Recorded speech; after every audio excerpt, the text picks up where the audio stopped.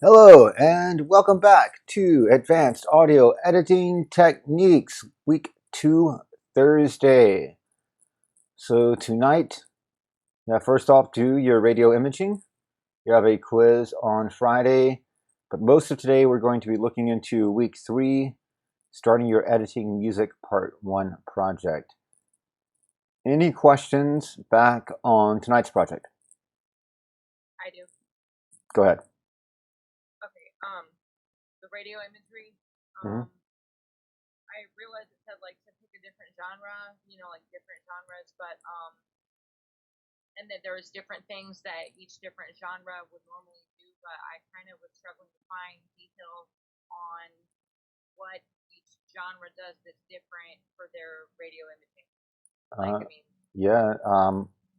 Yeah, there's not not necessarily a science to it. You have to listen. It's just reference listening. Obviously, you probably aren't going to yell and scream for a jazz station, but you might for a heavy metal station.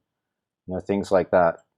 Your imaging may be different if you are targeting people in their 40s and 50s. You may be using different clips of different popular media than if you're trying to target people in their teens and 20s.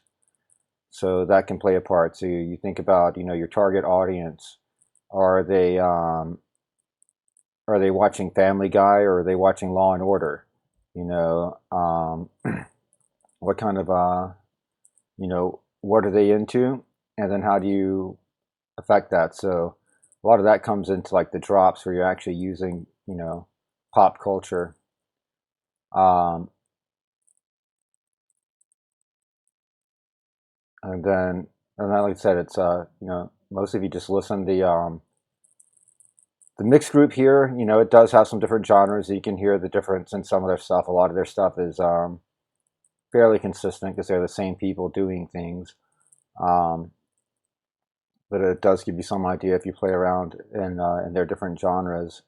You get a feel for it. But mostly, I just suggest that you listen to radio, listen to some talk radio, listen to top 40 radio. What flip through the stations. Um, we have a lot of radio in Spanish here. I don't understand it, but sometimes I'll listen to it. I like to hear what's going on, and I like to know what's going on, what people are into.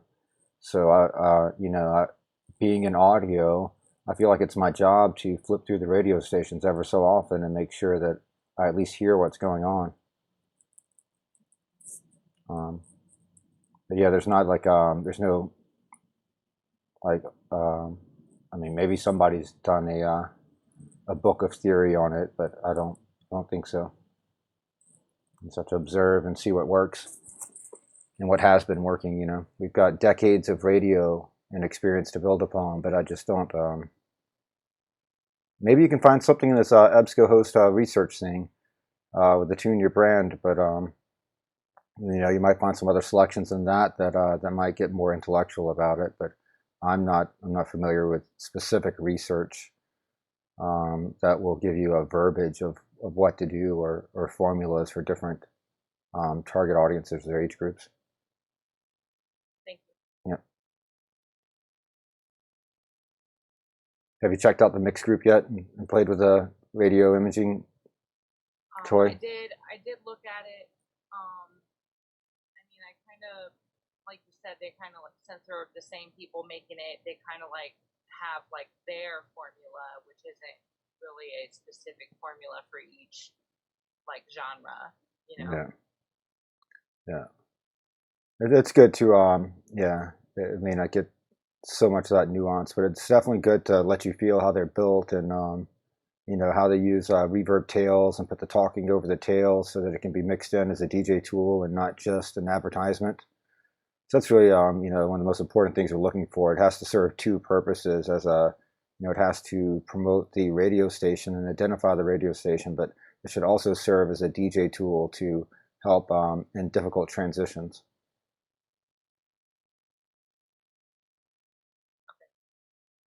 All right, any other questions out here on this one?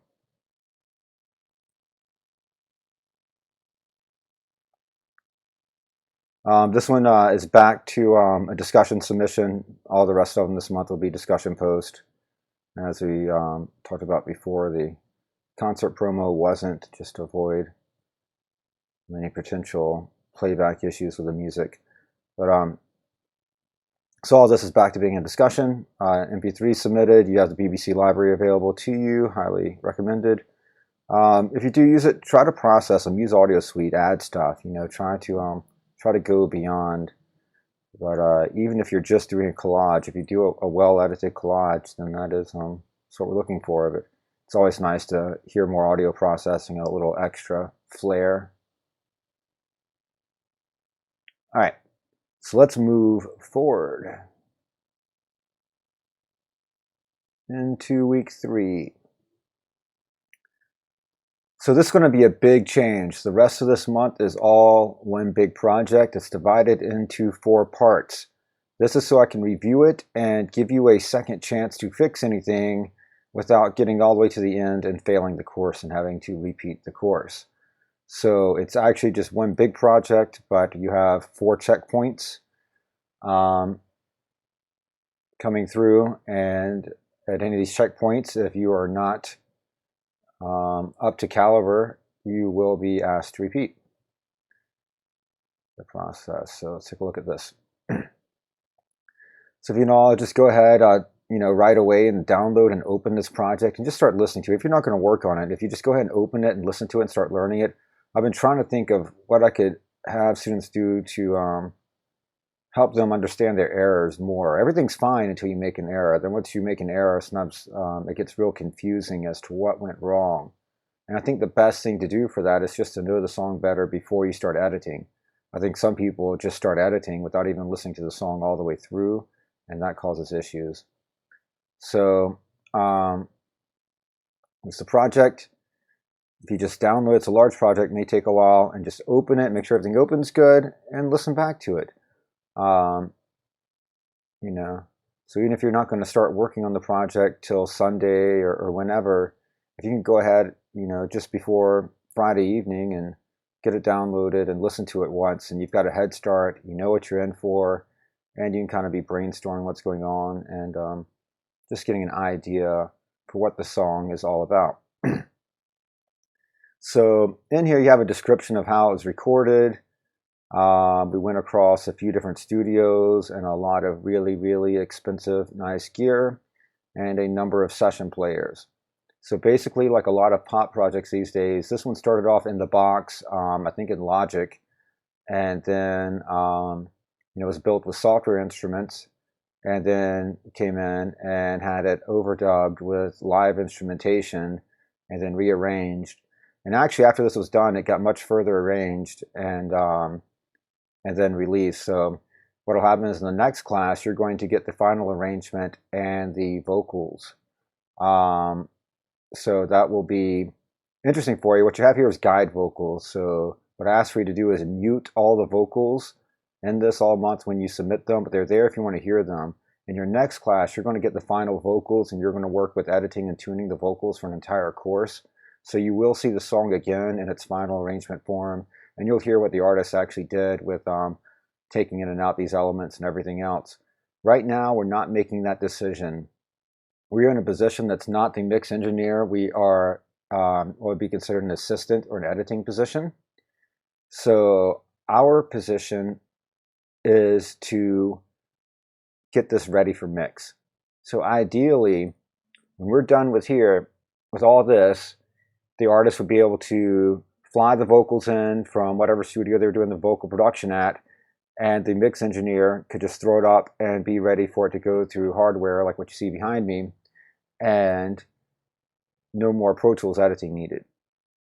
So this should be a scenario where even if the person you're working for didn't know Pro Tools at all, could only just route in Pro Tools, couldn't do any editing, you've already done this, and the mix engineer, even if they're so old school, they got frozen like Han Solo 30 years ago and never went to the digital age and came out, they should be able to just hit play on this and have the tracks come out and be timed. So you can think of that as your job. It is a common entry-level job. because it's mechanical. Basically, you're going to have a grid, you're going to move things to a grid. So there's not a lot of judgment calls. You don't need 10,000 hours of experience to make these calls. You just have to follow the process. So as we've done throughout the month, you do have a video going through the technicals of this. You're going to be looking at Beat Detective and Elastic Audio. Um,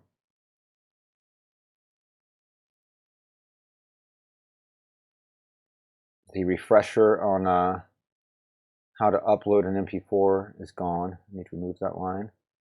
But you should all know how to upload a video left over from your previous classes in game audio and other things. So a lot to go over here. So where to start?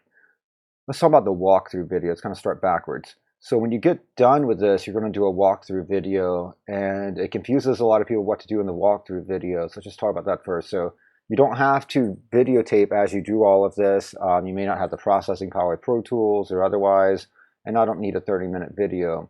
So the idea being, after you've completed all of your edits, if you just kind of do a video like what I'm doing here with you now, but have your Pro Tools up, and then just kind of show me what you've done. Zoom in, say, okay, right here I did Beat Detective on the kick drums, didn't have any problems. Right here I did Elastic Audio on the overheads. I think I had a problem over here in this area. Maybe you can tell me about it. So if you know you have a problem, let me know that you know there's a problem. We can talk about how to fix it. If I hear a problem and I think you couldn't hear the problem, I'm going to be coaching you on how to hear the problem, because that's a big concern. But if you actually hear the problem and you just don't know how to fix it, just tell me that. And tell me that in the walkthrough. So in the walkthrough, I also don't need the audio of, some people have trouble getting two pieces of audio going. So I don't actually need the audio of your session in the walkthrough. I just need your audio talking. So if you are, if you can just have your mic live and just talk me through what you've done, I will be listening to your MP3 submission of your bounce and your walkthrough. And ideally, you've zoomed in enough like this so I can show you something. So say if this snare is quantized wrong, I should be able to take a screenshot of your walkthrough and draw a little arrow on it and be like, hey, you made a mistake here. Okay. So I need you to be zoomed in enough that I can actually see your grid lines and where things go. That way, if there's a mistake, I can point them out. If there's no mistakes, then I don't really need the walkthrough at all, but usually there is something to do with workflow or something I can help with. So I like to get a walkthrough from every submission, and even if you did everything perfect, maybe I can help you do things faster, which is another goal of the course. It's not just sounding good, it's sounding good really fast. And maybe not sounding perfect, but sounding good enough to pass professional standards and fast enough to match a normal workflow of modern expectations. So if you're getting paid $200 to do this job and it takes you 40 hours to do this job, you did not get paid very well. If you get paid $200 to do this job and you can get it done in an hour or two, you got paid pretty well. So the idea is to figure out how to use these tools so you can do jobs that used to take 40 hours in a couple of hours, and then go back through and manually edit anything that you hear is off. So we're going to be using our eyes and ears, watching the grid and listening.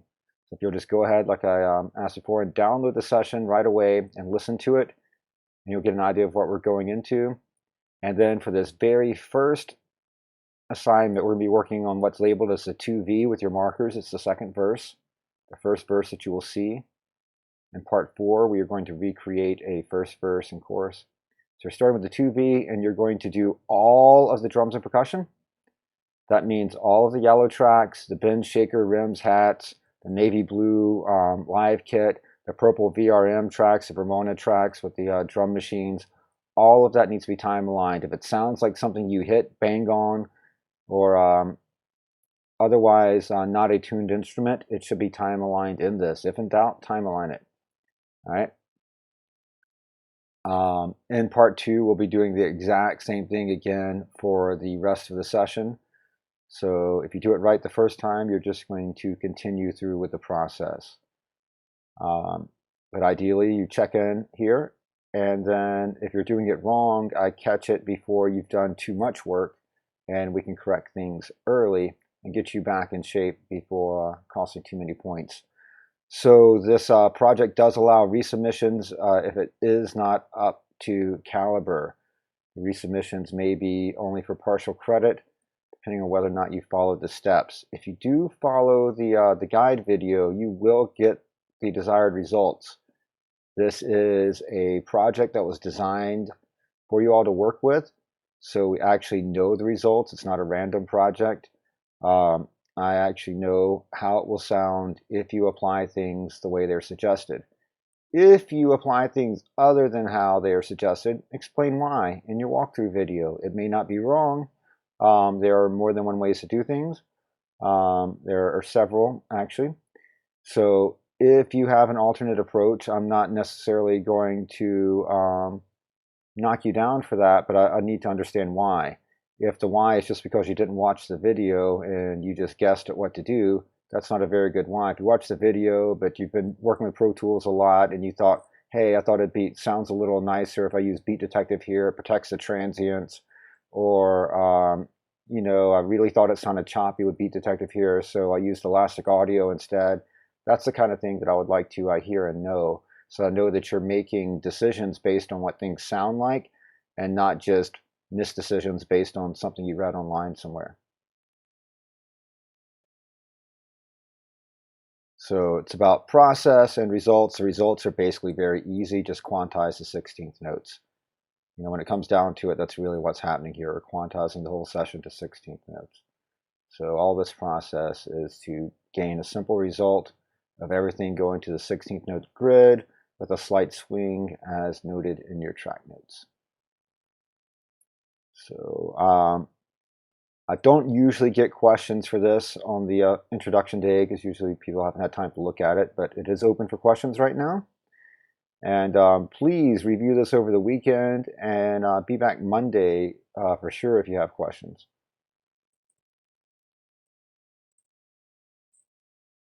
And then let me check the chat over here. Oh yeah, chat's active.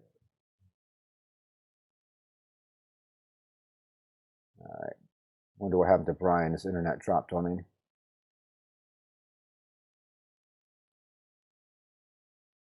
The song does not change tempo. That's a great question, actually. Yeah, so I actually this is not done to be a very complicated project, but it's very large.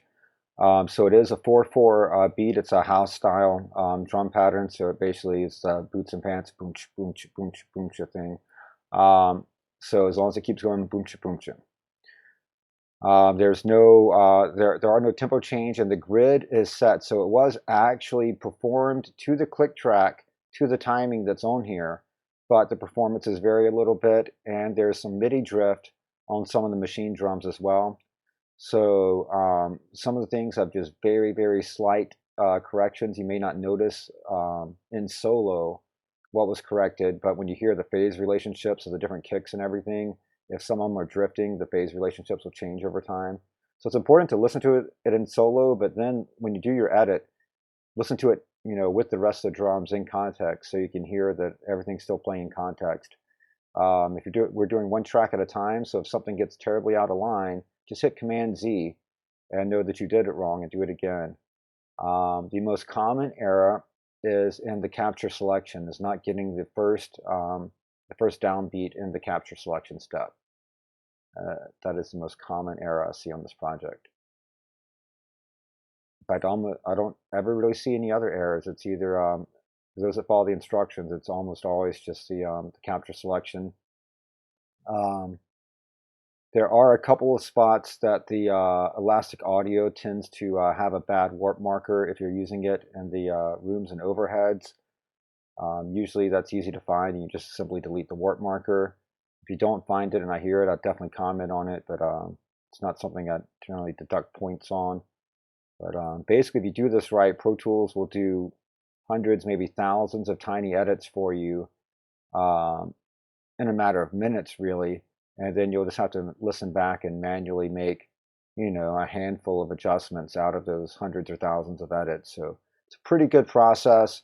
It does require, a it does require a good ear to listen back and make those final fine-tune adjustments. It is not an engineer-free process. It's not foolproof, but it is a very good process to save you a lot of time, especially in a lot of modern music where things just need to go to a grid. So you've already got a grid. You don't have to do the tempo map like you did in workstations. All you do now is just bring things to the grid. In workstations, you did just the opposite. You tempo mapped things that were played live and made a grid fit a live performance time.